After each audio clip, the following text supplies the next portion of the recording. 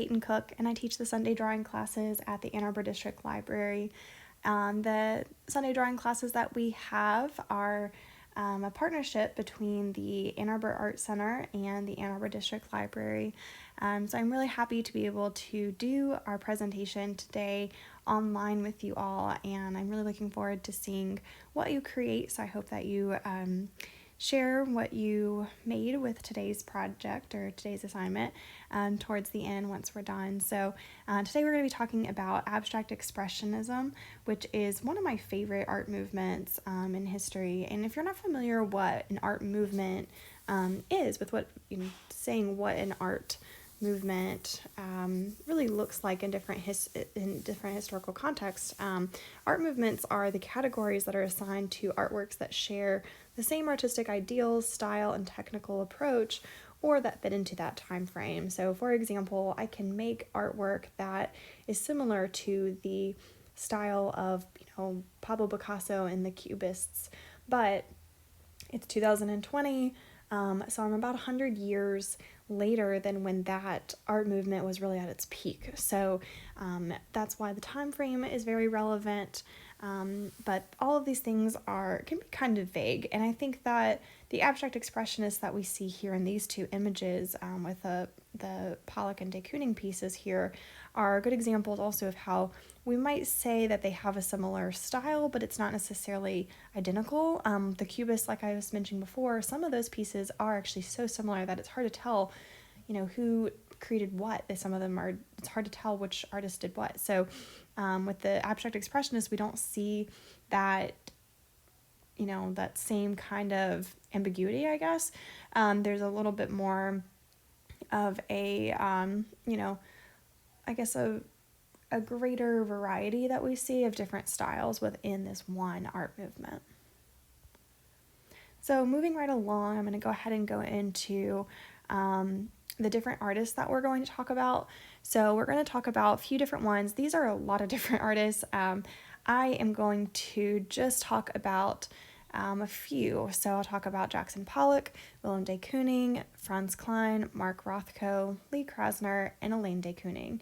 So there are others here as well listed, so you can always do your own research about those if you are interested in looking more into the other abstract expressionists.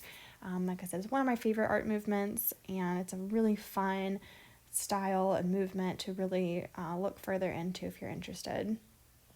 So, like I mentioned before, the artwork that we see is slightly similar, but overall it's actually pretty diverse, and these artists introduced some really just radical new directions in art, and they shifted the art world's focus. So this movement was by a group of painters in New York, and they weren't interested in trying to make images of things as they were in the real world, and they would make these large-scale works as a reflection of their psyches. So they were greatly influenced by the Surrealism movement, which, if you're not familiar with Surrealism, I highly recommend that. If you've ever heard of Salvador Dali or René Magritte, they were as key artists that I associate with the Surrealist movement. So anyway, the Surrealists, they made these dream-like paintings or sculptures even and different things. But so there was this felt kind of, they look almost real, kind of realistic works of art, but something that just doesn't quite make sense, I guess. And one of the things that they did was this automatic drawing style called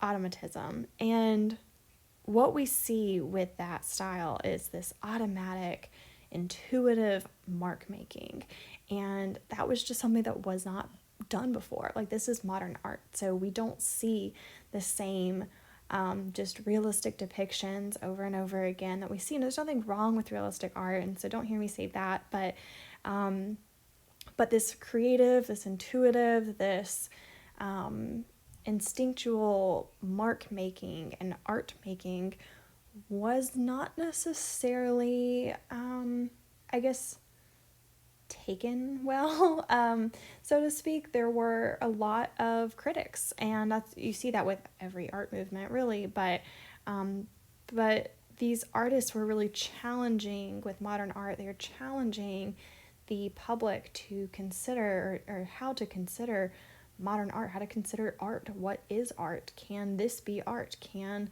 that be art? You know, and so just really challenging what we define as art. So this automatic drawing where there's not these preliminary sketches that we took a lot of time to create, but instead it's just really quick and automatic and not really thinking it through before putting a mark to the paper. So they were really influenced by that. Sorry, little tangent there. Anyway, so these artists would eventually, in 1959, they had an exhibit called New American Painting, and that was the Abstract Expressionist, exhibition. And before this exhibition, the curators were not convinced that the public would take to this kind of art in the museum, especially in the 1940s. So speaking of critics and, people not really taking to certain art styles, so Clement Greenberg and Harold Rosenberg were two art critics that were that analyzed the abstract expressionist artists. And I really think it's interesting. They're different takes, I guess, on their perception of the abstract expressionists. So Greenberg had a lot of philosophical ideas about them. He felt that the artists were searching for or exposing the truth, the beauty, and the purity of painting. And the artists were exploring the limits of working two-dimensionally and exploring the process of painting. Whereas Harold Rosenberg, he felt that the abstract expressionists were more into the experience itself of art making, so that the activity of making was really the main point, rather than the outcome of rather than the outcome of making, meaning the painting itself. So he thought that the canvas was like an arena where the artists were acting, and he coined the term action painting. And I really think that in a lot of ways, because of that is where performance art that we now, that's a widely accepted and known form of art today that we see in galleries and we see on stages. And I think this is really where it got its start in a lot of ways, with the action painters of the abstract expressionist movement. Okay, so I'm going to start off by talking about Jackson Pollock. Jackson Pollock is probably a name you've heard of before. He would be, considered an abstract expressionist artist, and you might think of him as the splatter paint guy. He is absolutely the splatter paint guy. This photograph here is actually captured from a film that was taken of him painting, and he actually really did not like this, that fact that somebody was recording him while he was painting, and it did a lot of damage to him, I think, mentally, and he just did not ever fully recover from that in a lot of ways.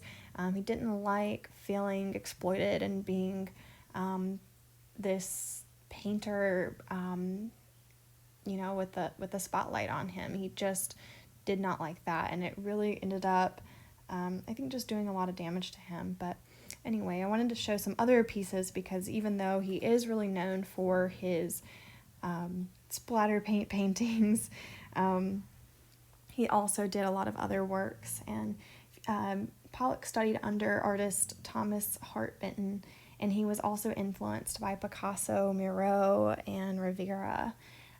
He would also end up marrying Lee Krasner, who we'll talk about that. We'll talk about her later, and he was also really influenced by her as well. He suffered from a lot of anxiety and alcohol problems. In New York at the Guggenheim, he had a solo show.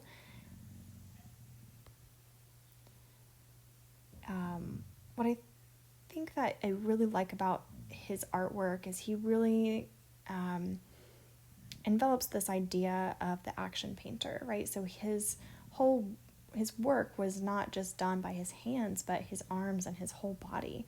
And he departed from the idea of using a brush to paint. So he would just sling this paint across the canvas, maybe he did have the paint on the brush, but wouldn't actually put the brush to the canvas, and he would just sling it across the canvas, which is interesting. And So you get this idea of, again, like that idea of the whole body moving to create a mark.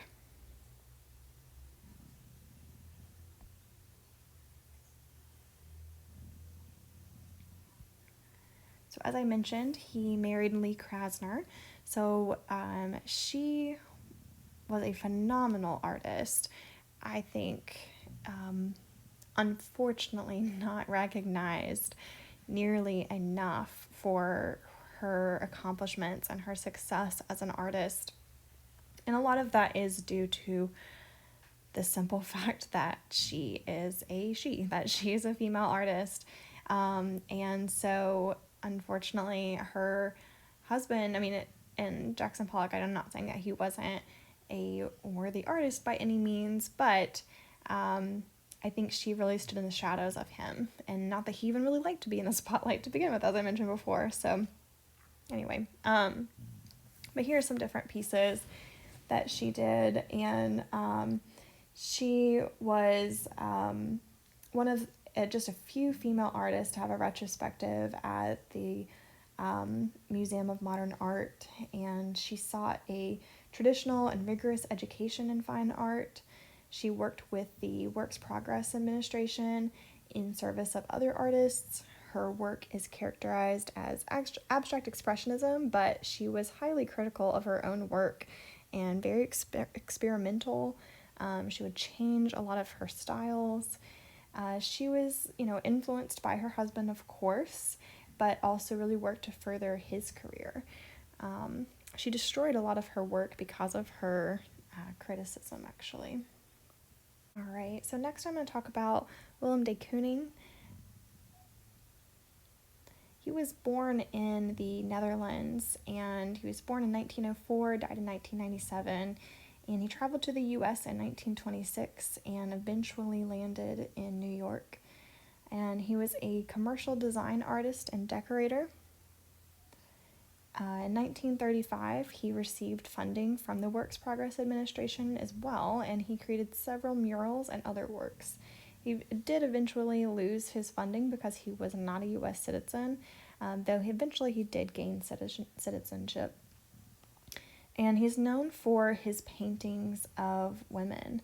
And the funny thing I think about his work, such as this one, previously when we think about paintings of women throughout art history, we think of, these beautiful paintings of women painted in their best light, quite literally often.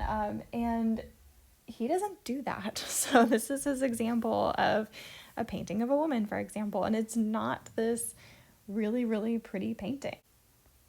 All right, so the next artist we're going to talk about is Elaine de Kooning. So Elaine de Kooning is the wife of Willem de Kooning. So she was considered, of course, an abstract expressionist, but also a figurative abstract painter, because she would draw and paint cityscapes, portraits, and still lifes as well. So she wasn't limited to purely abstraction. And she studied at multiple schools, eventually being trained by her husband, who was quite stern, even destroying her work when it wasn't to his standards. They had a very open marriage, but separated for 20 years and eventually reunited. And she was a member of the 8th Street Club along with other prominent abstract expressionist painters. So admission to the club was quite rare for women, so this was quite an accomplishment. Franz Kline is the next artist I'm going to talk about. Franz Kline is one of my personal favorite artists, and he's really known for his sense of gesture in his paintings. And he is also known for primarily painting with black paint on a white background, though in 1955 he did use some color. And this idea of scale and gesture is really huge in his artwork. These pieces are massive, and he's using a massive paintbrush to paint them. So he would not be always using just like fine art materials. He was known for using house paint and things like that to do his art. And with every painting that we see of his, we see the strokes, we see the action of it. So he would be considered another action painter because you can really feel the different marks that he's making on his canvas. And I believe that his compositions really could have been very influenced by industry. Some of it looks similar to railroad tracks or bridges. I think you can see that through a lot of his pieces. So another favorite artist of mine from the Abstract Expressionists is Mark Rothko. I find Mark Rothko to be very inspiring for me personally in my own artwork. And whereas the other artists, for the most part, that we've talked about would be considered action painters, Rothko's works have the absence of action in a lot of ways. And he would use several thin washes of colors layered on top of each other to develop a rich color, which is such a good practice. If you're a painter, if you've done acrylics or oils or watercolors or gouache, whatever paint you're using, layering up a lot of thin layers, several thin layers to develop a richer color is such a cool technique to try. I've been doing that a lot lately with my own art, so I highly recommend it if you haven't tried it. But these pieces are also huge. So a lot of them are larger than life size as far as, just bigger than you are, taller than you are. And he wanted them to be hung so that the viewers could face them head on as if they could walk right into it. And he wanted the viewers to feel the solitary / just introspective qualities that he felt while painting. And so he desired to provide a universe for the viewers that they didn't have in the real world. Today we are going to be doing an art project that's based on, of course, today's discussion with the Abstract Expressionists. And what I want you to do is explore the use of mark making and color. So think about the art critics and their ideas about Abstract Expressionists. And I want you to make a piece of art that explores the medium itself, or make a piece of art that emphasizes the action of drawing. So be the actor or the actress. You don't have to pre-plan, but still be really intentional with your mark making. So focus on the process, just enjoy it. If it ends up not looking like much of anything, don't be too hard on yourself. Think back to some of these pieces of art that we looked at. Think about, Franz Kline specifically with just a few brush strokes on the page. And he might have had similar thoughts. So before you're too tough on yourself, just explore this idea, maybe do it a few different times. I am going to do a quick demo real quick and just kind of show you what this looks like. It's not that mine is going to be the best by any means. I'm just doing this really quick so that you can get a general idea of the kind of mark making or layering or just experimental process to explore. And then hopefully you can give it a try. I recommend using whatever materials you have on hand, even if you don't feel like you have much on hand that you can actually use. My guess is you have something, so you can even be creative here with your mark making.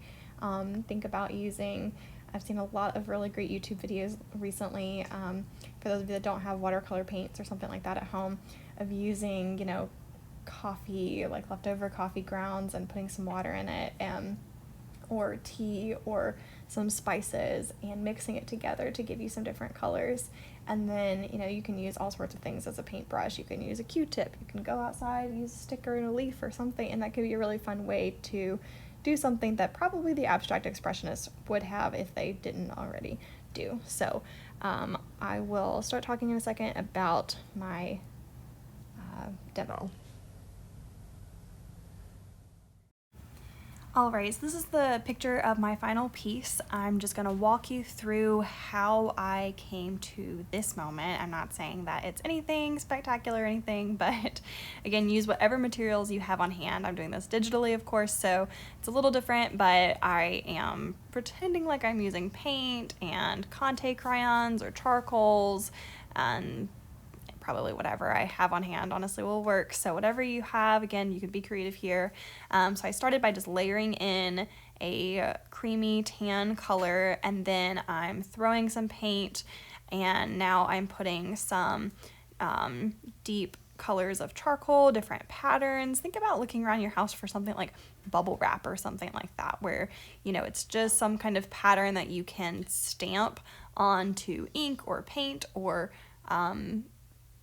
tea, whatever you're using, and print it onto a piece of paper, something that is, you know, less than traditional, and give it a go and just try it out. Be bold. That's what the abstract expressionists were all about here, is just doing something that is odd and different and unique. And so try to channel your inner abstract expressionists when you're making your piece today.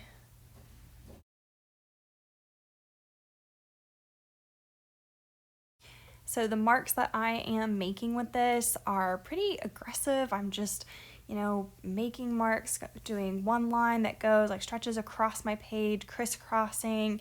I'm not going very slow. This is definitely more of a Franz Kline, Jackson Pollock kind of style here. So, but you could do it more like a Rothko style. It's really however you want. I'd love to see what you made today, so if you want to use the hashtag art@AADL, I'd love to see it. See you next time.